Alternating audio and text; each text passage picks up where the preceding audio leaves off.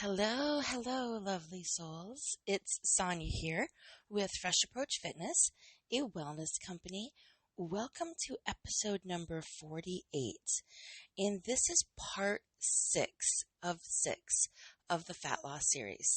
So I really want you to hone in because today we're tying all of those pieces together. So today is March 8th, 2021. And I want to welcome you, whether you've been here before or this is your first time.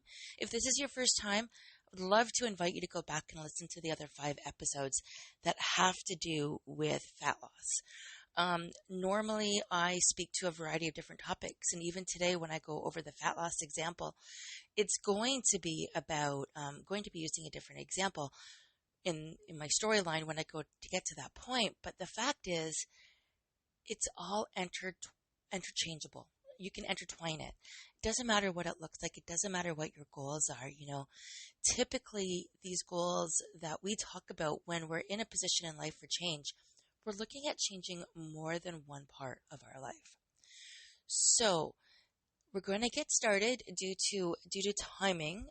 Definitely not going to be more than half an hour today if you're looking for a timeline.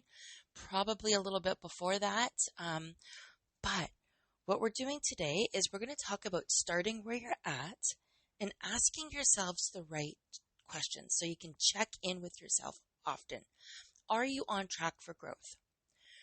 And when I say starting where you're at, everybody's starting at a different place. Like in our household right now, we're working on healthier food choices because we're helping our youngest son cut back on carbohydrates. Really, he's working on cutting his body and sculpting and doing a really, really phenomenal job with training.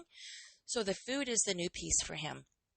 But Tony and I are actually taking this to a different level ourselves, where Tony's doing a fabulous job in the kitchen and I am doing a fantastic job with movement.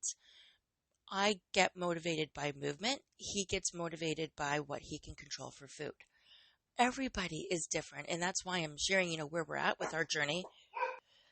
So everybody's at a completely different spot with their journeys.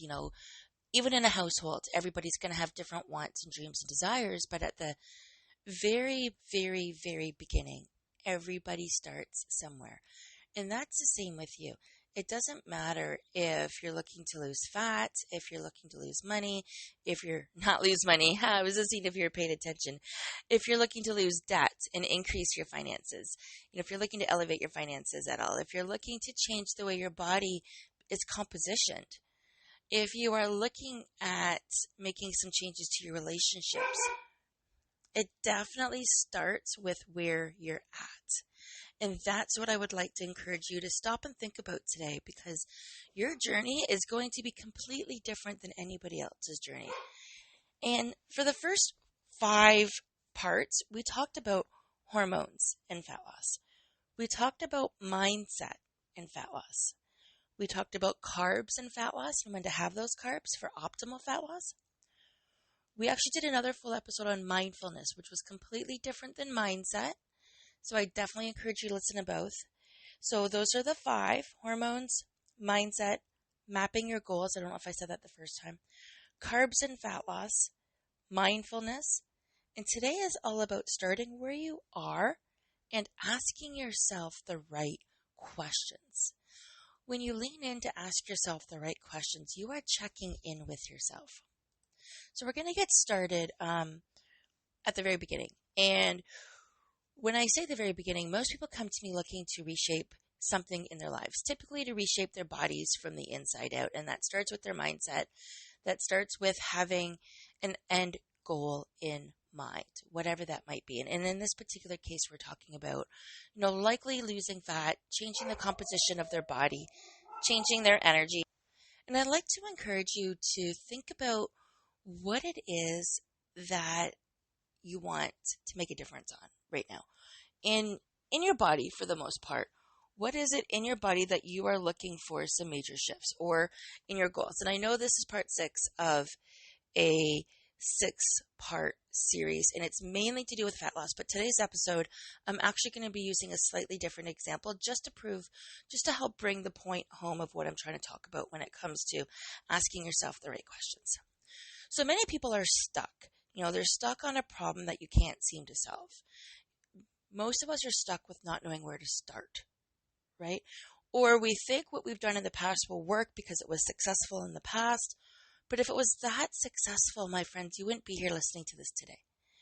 We change. Our bodies change. Our minds change. We evolve. Everything shifts over time. You are certainly not the same person you were a year ago, and you're not the same person you were 3 years ago.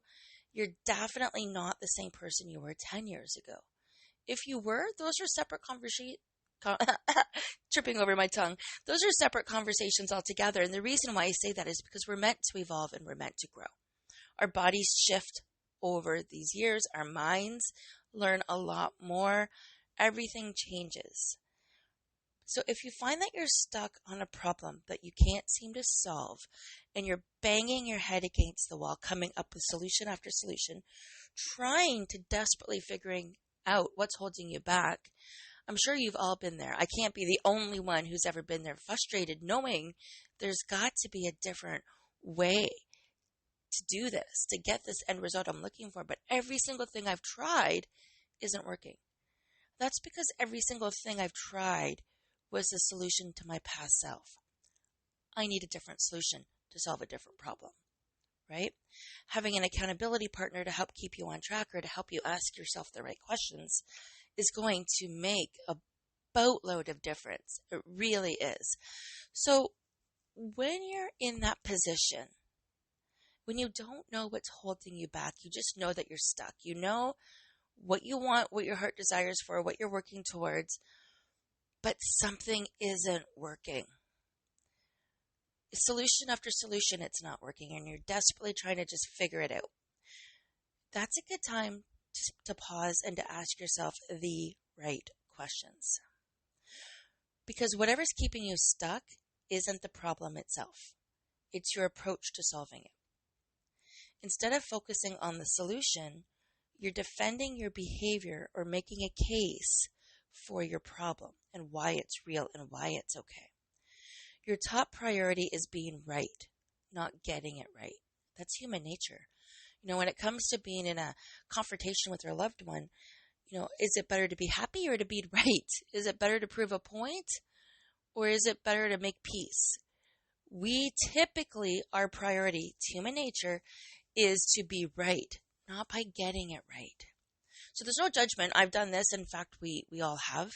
The right questions can set you free from this trap. And actually, Tony and I were sitting there yesterday morning over coffee talking. It was like he was my sales coach all of a sudden. He was asking me different questions as to a different way that I can deliver some information and get other people to think about where they're at. And it was a coaching session over coffee by my husband. And it was really cool because we were both talking the same language, but his choice of words were a lot more effective than what I ever would have thought.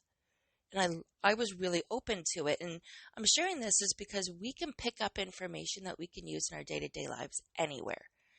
So there's no judgment. It's not a matter about being right. How can you get it right for next time? So the right questions can set you free from this trap by making the clear step between yourself and your solution, clearing out any emotional filters, so no judgment. No judgment at all on your part or from other people. This is part of your journey. And letting those limiting beliefs prevent them from holding you back anymore. So limiting beliefs are typically incorrect assumptions. Something that may have been true in the past that you are now holding to your future. It doesn't have to be that way. Many of you have heard me say every choice is a chance. And I'm actually getting a really cool bracelet made that says one choice at a time. Something like that. To help remind me that, every choice that we make, whether it's in the kitchen, whether it's whether we want to work out or not whether we can work out. So bear in mind, physical restrictions need to be paramount. Those take top of mind. So my ankles are super, super sore in the mornings. That means I've overdone it the day before. There's no way I am pushing myself to work out in the mornings. But it doesn't mean I can't work out at lunch or make sure that I go for an extra long walk at night with the dogs, right? When I'm ready.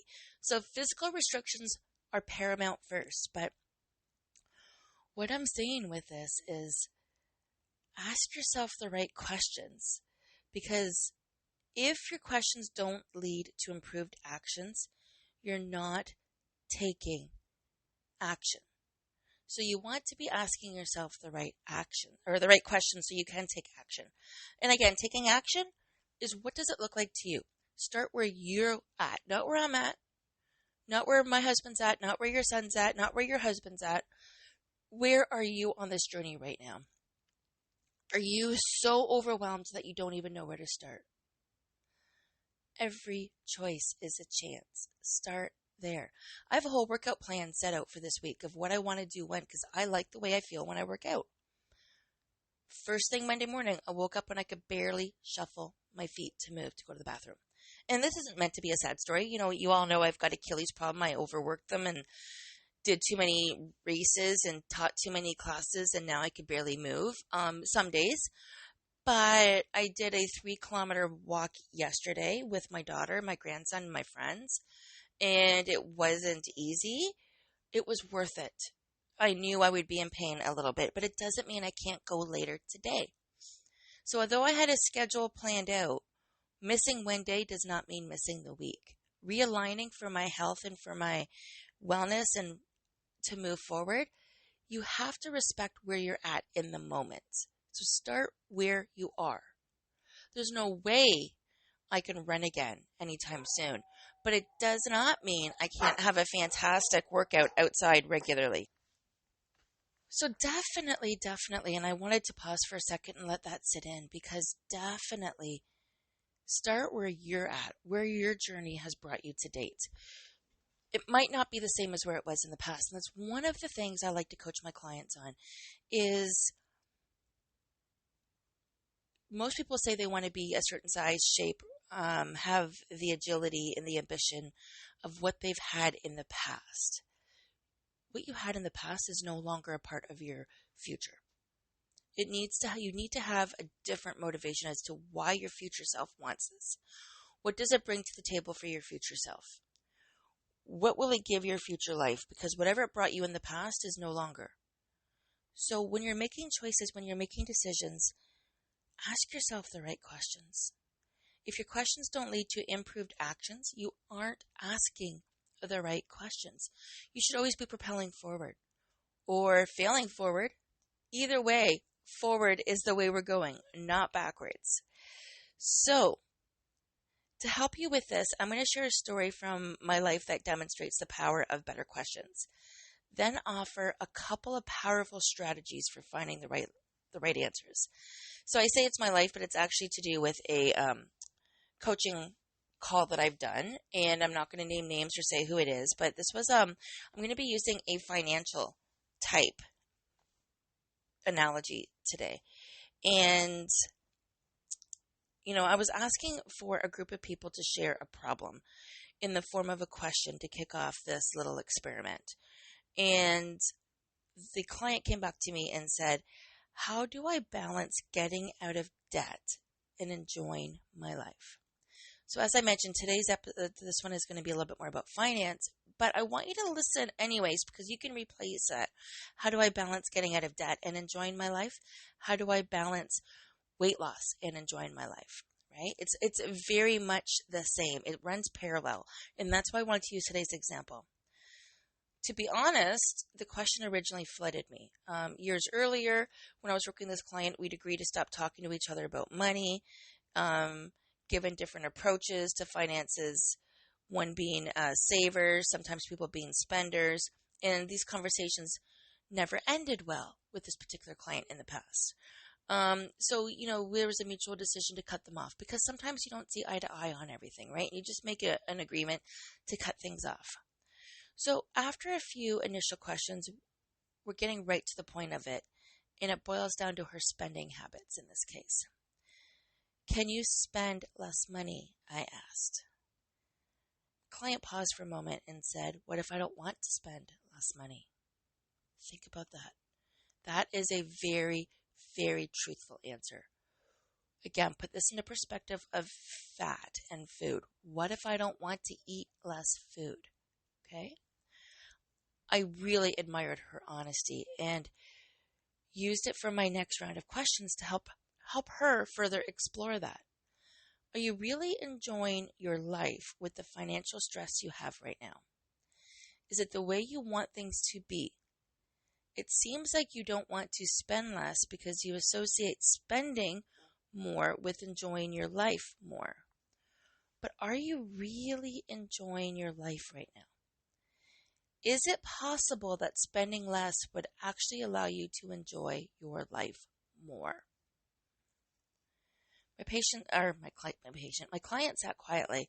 She was considering this one because I asked her the right questions. And she was open-minded this time that maybe spending less would allow her to actually enjoy more quality life, not the other way around. There was something more true than the story she had been clinging on to and telling herself when it came to spending. Since the conversation, this particular client's finances has transformed. The discipline she now brings to her financial choices has allowed her to enjoy her life more. Not less, but more, because she's gradually eliminating one of her biggest stressors, money problems. And there is a reason I brought this up today. So, money problems lead to emotional eating. So I know I said you could rephrase this question and interchange it with fat loss and eating foods and why you like to eat those certain foods. But when you overspend, we typically emotionally eat as well. So go back and ask yourself those same questions I just said. Are you really enjoying the life that you have with the financial stress you have right now? Is there a way you want things to be? It seems like you don't want to spend less because you're associating spending more with enjoying your life more. But you are enjoying life right now. Or are you? Are you really enjoying your life right now? Or are you compensating by spending? Is it possible that spending less would actually allow you to enjoy life a little bit more? Think about that. Yes, it is a financial question, but I just shared how it intertwines with food and the emotions and why we binge eat and why it does not help for fat loss. So when it comes to pausing and asking yourself the right questions, that short exercise with my client that I just shared represented a shift in the way she was thinking about money and her ability to create change. And that's what this is all about. That's what Fresh Approach Fitness, a wellness company, is all about. Your ability to create change. Change to help you achieve time freedom. Change to help you balance energy. Change to help you elevate your finances. Or whatever your other goals and desires are. I find most of people's goals and desires fit into one of those three categories. So that's why I speak about them all interchangeably. We are always sacrificing time, money, or energy. And if it's not one, it's the other. Those are all the different currencies. And, even on Friday when I did have the day off, I had to ask myself the right question. What am I doing this all for if it's not to spend extra time with my children, the people that I love, doing things that I love, and enjoying all of my life? I don't just enjoy my life when I'm working. Yes, I enjoy my life when I'm working. But my goal is to have more time freedom.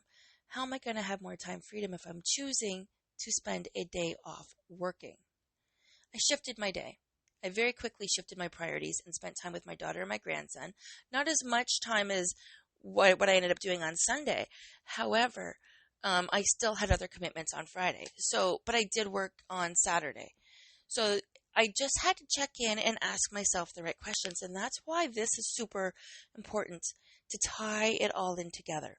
When it comes to fat loss, there are more than one element. There is more than one element to keep in mind. There are plenty of elements. Hormones, mindset, mapping your goals, having some sort of direction. Carbs and fat loss, eating the right foods at the right times for you.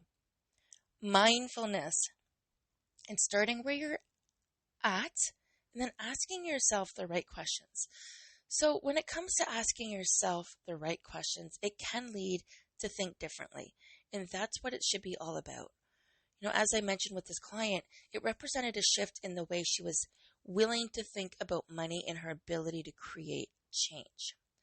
The questions themselves didn't create the results for my client, and they won't for you, but they did open a door that my client then had the discipline to walk through. She was curious. What if? Is what I'm doing true? Is this the best choice I can make in the moment for the bigger picture? So to finally unlock the power of great questions, you need to get in the habit of asking them regularly. You can probably think of moments from this past week that you would have benefited from slowing down and asking yourself the right questions. I just shared a couple of examples with you about Megan and Hudson on Friday about dropping what I'm doing to spend time with them instead of pushing away and getting more work done on an off day. I had to remind myself what it was all about. Yes, it meant on Sunday I was a little bit more tired and exhausted.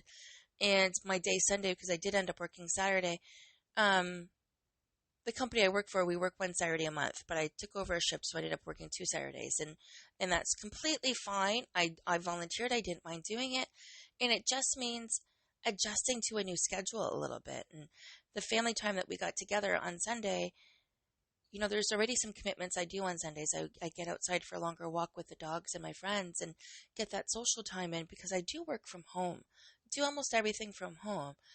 And Megan and Hudson came over again, and Tony and I had some little time, but we were meal prepping and making some soup and getting what needed to be done. And I was trying to put everything in one day in terms of what needed to be done and what I needed to do in terms of rest and recharge so I could jump back into another work week. Ask yourself the right questions and pause. What can you do differently? So to fully unlock the power of great questions, you need to get into the habit of asking them regularly. I also shared with you how Tony and I were sitting there yesterday morning over coffee, and he had prompted some good questions to me that I can now ask differently, which are going to produce different results for anybody that's on the receiving end. It's a matter of being open-minded, because the more open-minded you are, the more receptive you are to hearing a different way that just might be the answer that you need right now. Maybe you got worked up over a tense staff meeting at work this week, or somebody said something and you responded in a way that you might regret. Perhaps you gave in to temptation and splurged a little bit on junk food. Perhaps you didn't listen to your body and you didn't get enough rest and then you overindulged on some chips. Whatever it might be. Next time you confront these moments, what if you took 3 minutes to ask yourself, or called someone who is willing to ask you these questions? Well, you might be saying, why? Why would I have somebody do this, or why would I do this myself? And that's a good question, but I'm challenging you to think differently, because thinking differently is going to yield to different results. And when you have different results, you're going to start to see changes in multiple areas of your life. So here are some good questions as to what you should either ask yourself or what you should get somebody else to ask you. What is a choice I can make right now that would leave me feeling great tomorrow? This is where us making some changes when it comes to health food has made a big difference. What is a change I can make right now that would leave me feeling great tomorrow? I make that choice all the time now. That choice is almost second nature to me now in what I'm choosing to eat throughout the day. And for my energy levels, not necessarily just for fuel or for taste, but I have found a way of marrying the two. Have I already made up my mind on this issue? If so, what led me to that point? Great question. Have I already made up my mind on this issue? If so, what led me to that point? I have this come up a lot. This one actually comes up a lot in business. When I'm speaking to people, they already have their mind made up that coaching is expensive, or they don't understand the value, or when it comes to some of the other products or services I'm selling, It's so much different when they want it versus when they need it. They tend to question it more when they need it. But listen, we all need this. We all need to think differently. We all need to challenge ourselves. We need to start asking ourselves the right questions so we can be living our very best lives. And the third point is, what actually happened? How do I feel about what happened, and what is the difference? 3 very powerful questions there. You will get better at coming up with the right questions the more you practice asking them. But the first thing is, what do you do when you don't know the answer to your questions? These questions aren't meant for you to answer necessarily off the cuff. If you can, great. But in my experience, we often dismiss questions by saying, I don't know, or I'm confused, instead of taking ownership to the role of the situation. So those answers, I don't know, or I'm confused, are cop-outs. It means you haven't asked yourself the right questions. And I've answered those several times. You don't need to know the answer to the questions, but you need to be open and capable to finding out. I don't know might mean I need to take some action or do some work to get a clear or an answer on a clearer solution. If that's the case, ask yourself, how do I find the answer? Or what might be the answer? Or what are some alternative options? Knowledge is not a prerequisite for action. Knowledge is the end result of action. So if you aren't sure of the answer, take action. Your action will determine your answer. So if you are trying to make a choice as to what to eat, something that you know, love, and taste, or something different, but maybe that something different is healthier, has less fat, has more calorie value for what you're going to get versus the true and tested and loved alternative. But you're leaning in towards trying something new, but you're not sure, all of these things, you're not going to know until you try. At the end of the day, you're not going to know until you try.